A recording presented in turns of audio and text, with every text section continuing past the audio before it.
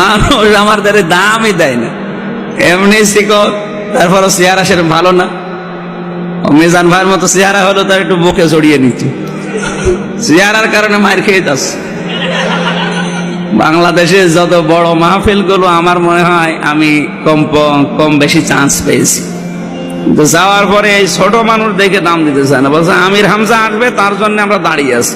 আরে ভাই আমি না, আমির হামজা বিশাল হুজুর, এই জন্য বলছে একটু ফর্সা হলে, চেহারা সুন্দর হলে ভালো হতো, মোটা গোটা হলে নাকি। আমি যে আয়াতটা বলছিলাম সূরা নিসার 112 নম্বর আয়াত, একটু বাড়ি যেয়ে দেখবেন তো আপনার জীবন ওটা মেলে কিনা।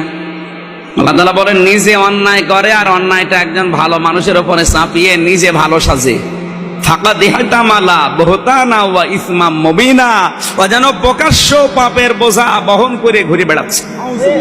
এই বাংলাদেশে আজ হাজারো মানুষ প্রকাশ্য পাপের বোঝাগুলো পিঠে বহন করে ঘুরে বেড়াচ্ছে। যদি গোনা দেখা যেত তাহলে ওকে কুকুরের চাইতেও মানুষ ঘৃণা করত। যেহেতু এটা দেখা যাচ্ছে না, আপনাকে সাবধান থাকা লাগবে।